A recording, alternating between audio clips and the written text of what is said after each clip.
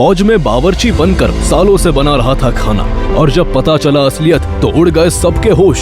क्या फौजी होकर तुम्हें गन तक पकड़नी नहीं आती? ये शर्म करो अपने ऊपर। मुझे ट्रेनिंग लेने का मौका नहीं मिला। तो फौज में क्या मक्खियाँ मारने के लिए भर्ती हुए हो? लेडी कमांडर करिश्मा ने उससे आगे पूछा कि वो छुरी के सहारे दुश्मनों को मारने क्यों आ गया। उसकी औकात तो एक सोल्जर बनने जितनी भी नहीं है। ये सुनकर विक्रम शर्मिंदा हो गया और बोला, मेरे सारे साथी मारे गए। हमारी चौकी में ऐसा धमाका हुआ कि सब कुछ तबाह हो गया।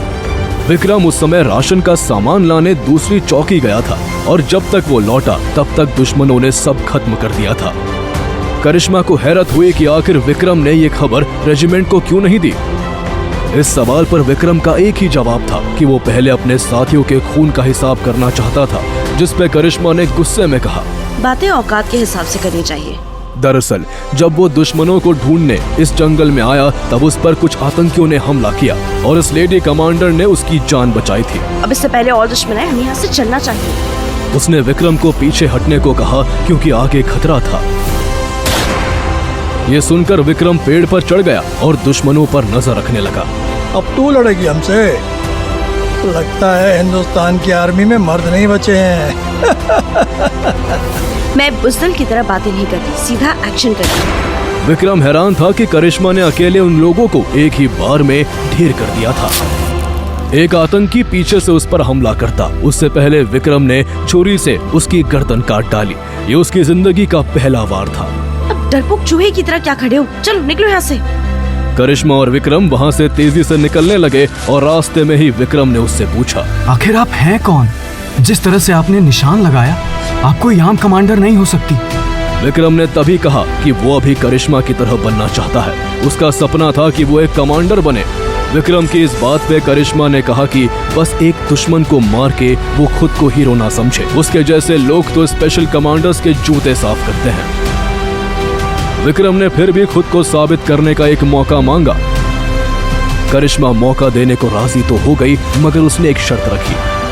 जब करिश्मा ने विक्रम को अपनी शर्त बताई तो विक्रम के जैसे होश उड़ गए। लेकिन ये कैसे हो सकता है? उसके बाद करिश्मा और विक्रम पास की चौकी में पहुंचे और विक्रम ने अपनी रिपोर्ट तैयार की। लेकिन कुछ ही देर में उस चौकी में कुछ ऐसा हुआ कि हर किसी की आंखें बाहर निकल आई। इस साधारण सी चौकी में ये स्पेशल हेलीकॉप्टर क्यों आया है सर? ये स्पेशल हेलीकॉप्टर फौज की बहुत बड़ी ऑफिसर करिश्मा को लेने आया है। वेल डन ऑफिसर करिश्मा। ये सब देखकर विक्रम के साथ वहां मौजूद हर शख्स का मुंह खुला का खुला रह गया था। सब समझ चुके थे कि करिश्मा जरूर बहुत बड़ी ऑफिसर थी। वही मेजर बख्शी के साथ करिश्मा के जाने के बाद उस चौकी का सीनियर विक्रम से बोला कि वो अपना सामान बांध ले, क्योंकि उसने बिना ऑर्डर्स जंगल में जाकर डिसिप्लिन को तोड़ा है। उसे रस्टिकेट किया जाएगा। विक्रम ने सफाई दी कि वो बस अपने साथियों की मौत का बदला लेना चाहता था। कमांडर विक्रम की इस बात पे भड़क गया। बदला? और तुम? अरे गन चलाना नहीं आता लेकिन शर्म तो आती होगी। विक्रम पर सभी हंस रहे थे कि तभी वहां एक और हेलीकॉप्टर आया और उसमें से निकलकर एक कमांडर ने कहा, सिपाही विक्रम, आपको हमारे साथ रेजिमेंट चलना होगा। ऊपर से ऑर्डर्स मिले हैं। ये सुनकर हर कोई हैरान था। वही विक्रम उस हेलीकॉप्टर में बैठकर रेजिमेंट की तरफ चला गया। वो नहीं जानता था कि आगे उसकी जिंदगी एक बहुत बड़ा मोड़ लेने वाली थी। इस रेजिमेंट में तुम्हारा स्वागत है विक्रम, जहाँ तुम्हें ट्रेनिंग के सारे पड़ाव पूरे करने होंगे। करिश्मा के कहने पर तुम्हें यहाँ ट्रेनिंग करने का मौका मिल रहा है। अगर यहाँ तुम खुद को साबित कर पाए तो आगे तुम्हें स्पेशल कमांडो की ट्रेनिंग दी जाएगी और उसके भी कई पड़ाव पार करने होंगे। मैं कुछ समझा नहीं सर। तुम्हारा इम्तिहान आज से और अभी से शुरू होता है। करिश्मा के कहने पर जनरल बख्शी ने विक्रम को एक मौका दिया था ताकि वो खुद को साबित कर सके और आगे स्पेशल कमांडो की ट्रेनिंग ले सके। लेकिन इन सब के लिए विक्रम को कई पड़ाव पार करने होंगे। विक्रम ने जनरल बख्शी को सल्यूट किया और कहा कि वो तैयार है। जनरल ने विक्रम को बताया कि उसका इम्तिहान आज और अभी से शुरू होता है। मेजर बख्शी तो ये कहकर वहां से चले गए, लेकिन विक्रम के साथ ट्रेनिंग ग्राउंड पर जो हुआ उसने सबके होश उड़ाकर रख दिए। ओह, तो तुम यहाँ मेरे जवानों के साथ ट्रेनिंग लोगे? सर, मैं भी इन सभी जवानों की तरह ट्रेन होना चाहता हूँ और आगे स्पेशल कमांडर बनने के लिए जाना चाहता हूँ। क्या स्पेशल कमांडर? अबे यहाँ का सिर्फ बेस्ट कैंडिडेट वहाँ के लिए सिलेक्ट होता है। अब तुम्हारी औकात उतनी नहीं है। सर, ये आप क्या कह रहे हैं? कमांडर ने कहा कि उसे पता चल गया है कि विक्रम को गन तक चलानी नहीं आती, वो बस सिफारिश के दम पर यहाँ तक आया है। Shut up! अब से तुम यहाँ सिर्फ बावर्ची का काम करोगे, समझे? विक्रम के पास अपने सीनियर का ऑर्डर मानने के अलावा कोई चारा नहीं था। विक्रम के साथी हमेशा उसका मजाक उड़ाते। अरे हमारे कमांडर को तो देखो, आलू छील रहा है बेचारा। विक्रम चुपचाप हर किसी के ताने सुनता। उसे ट्रेनिंग करना तो दूर, ट्रेनिंग ग्राउंड पर भी जाने की इजाजत नहीं थी। तभी एक दिन उसके कानों में एक जानी पहचानी आवाज आई। यही है तेरी औकात, समझा? अभी तो बस बावर्ची बना है, धीरे धीरे यहाँ तुझे सबका नौकर बनाकर छोड़ूंगा। विक्रम ने अपना चेहरा उठाकर देखा तो सामने उसका पुराना दुश्मन धीरज खड़ा था। दरअसल धीरज के पिता आर्मी में बड़ी रैंक रखते थे, जिसका फायदा उठाकर वो हर किसी पर दादागिरी करता था। जब विक्रम की फौज में भर्ती हुई थी तब धीरज उसका साथी जवान था, लेकिन वो अपने पापा की पोजीशन का फायदा उठाकर सब पर हुकूमत चलाता।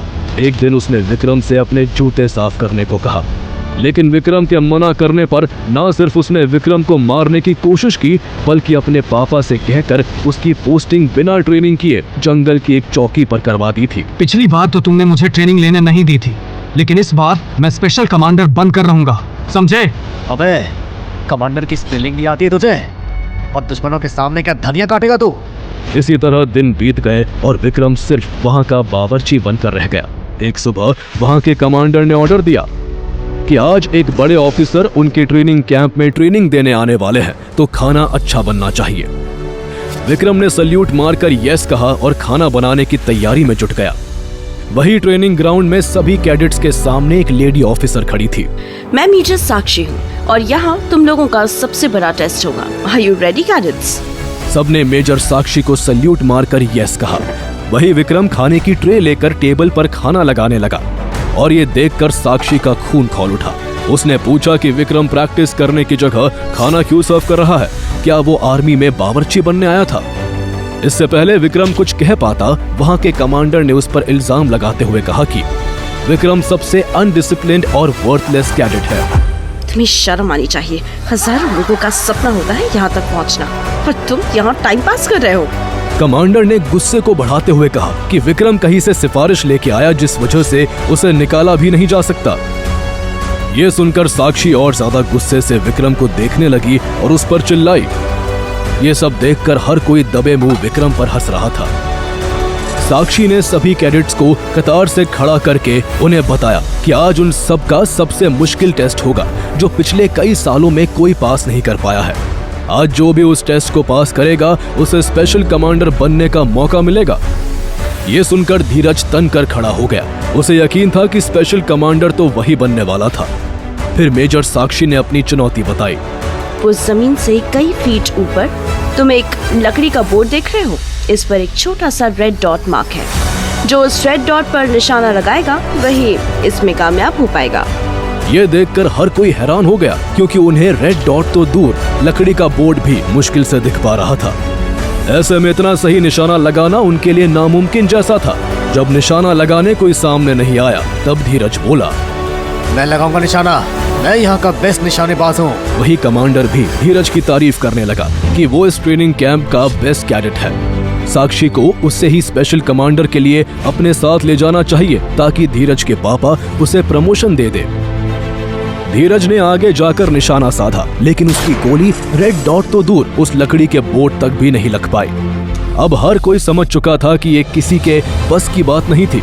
बहुत उम्मीद थी इस बात से, शायद इस बार भी कोई ये टास्क पूरा नहीं कर पाएगा। चलिए अपनी प्रैक्टिस कीजिए। क्या?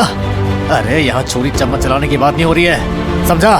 तू जाकर सब्जियां काट। धीरज ने विक्रम से ये कहा तो हर कोई दबे मुंह हंसने लगा। सभी शांत, तुम निशाना लगा सकते हो जवान। उसके बाद विक्रम ने बंदूक उठाई और निशाना साधा। बंदूक तो ऐसे पकड़ी है जैसे अर्जुन की तरह निशाना लगाएगा। ये कैसे हो सकता है? ये 2 कौड़ी का बावर्ची ऐसा कैसे कर सकता है? चौंक गए ना कि आखिर कैसे कर दिखाया नामुमकिन को मुमकिन। कैसे एक ही बार में उसने लगा दिया वो निशाना जिसके बारे में सोचकर ही पसीने छूट गए थे धीरज जैसे ओलंपिक चैंपियन के। हमें बचा लीजिए प्लीज, ये लोग हमें मार देंगे, प्लीज हमें बचा बचा लीजिए। आर्मी हेडक्वार्टर्स में फौज के बड़े बड़े ऑफिसर्स अभी आतंकियों द्वारा भेजी गई बच्चों की उस वीडियो क्लिप को देख ही रहे थे कि जनरल बख्शी के लिए आतंकियों का कॉल आता है। बस 1 घंटा है तुम्हारे पास हमारे साथी और उन्हें ले जाने के लिए 1 एरोप्लेन और 1000 करोड़ रुपए हमें नहीं मिले तो इन बच्चों के इतने टुकड़े करके भेजेंगे कि गिनने वाले कम पड़ जाएंगे। दरअसल आतंकियों ने आर्मी स्कूल के बच्चों की उस वैन को किडनैप कर लिया था जिसमें बड़े बड़े ऑफिसर्स के बच्चे थे। जनरल बख्शी की पोती भी उस वैन में मौजूद थी। इसलिए बच्चों को बचाने के लिए उन्होंने इंडिया की सबसे बेस्ट यूनिट से कमांडोज को बुलाया।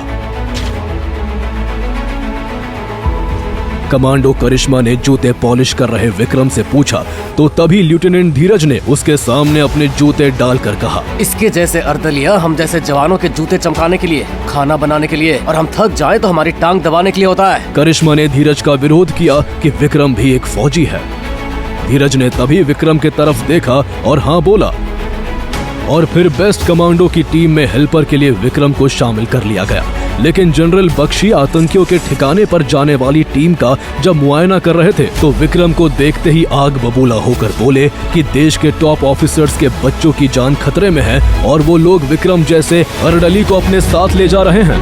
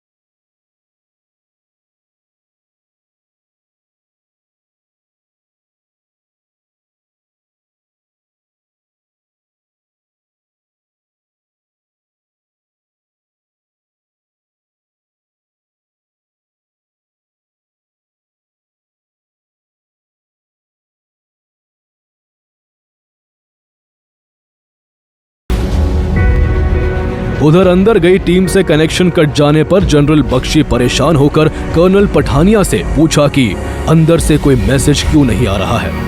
कर्नल पठानिया मायूस होकर बोले कि उनकी बैकअप टीम अंदर ही फंसी हुई है और बिना किसी जानकारी के वो किसी भी कमांडो को अंदर नहीं भेज सकते। उन्हें कोई ऐसा चाहिए था जो यूजलेस हो। तभी विक्रम कॉफी लेकर वहां पहुंचा। विक्रम को देखते ही जनरल बख्शी ने कहा, सुनो अर्दली, तुम्हें मौका चाहिए था ना, तो सुनो, अंदर जाओ और पता लगा कर आओ वहाँ क्या हो रहा है। और फिर खुश होकर विक्रम अंदर गया। लेकिन जैसे ही उसने हॉल में झांक कर देखा तो 2 आतंकियों ने पीछे से आकर उसे पकड़ लिया और उसे अपने सरदार फिरोज के सामने ले जाकर कहा, भाईजान, ये इंडियन चूजा अंदर ताकत हाकी कर रहा था। और उस खूंखार आतंकी फिरोज ने जैसे ही विक्रम का चेहरा देखा तो उसके पैर कांपने लगे, जबान हकलाने लगी और किसी को अपने कानों पर यकीन नहीं हुआ जब हाथ जोड़कर फिरोज ने गिड़गिड़ाते हुए कहा, विक्रम, तुम? तो क्या लगता है आपको इतने बड़े आतंकी ने क्यों जोड़े एक मामूली से बावर्ची के आगे हाथ? उस आतंकी को हुई है कोई गलतफहमी या फिर कुछ छुपा रहा है वो बावर्ची विक्रम? चौकी पर हुए हमले में सिर्फ विक्रम ही क्यों जिंदा बच पाया? क्या विक्रम ने करिश्मा को जो बताया वो सब सच था? विक्रम को स्पेशल कमांडो की ट्रेनिंग दिलवाने के बदले क्या शर्त रखी थी करिश्मा ने? अगर हाँ तो फिर क्या छुपा रहा है वो? आगे की कहानी जानने के लिए देखें अगला एपिसोड सिर्फ पॉकेट एफएम के यूट्यूब चैनल पर और कमांडर विक्रम चौहान के सारे एपिसोड्स को सुनने के लिए डिस्क्रिप्शन में दी लिंक से डाउनलोड करें पॉकेट एफएम ऐप।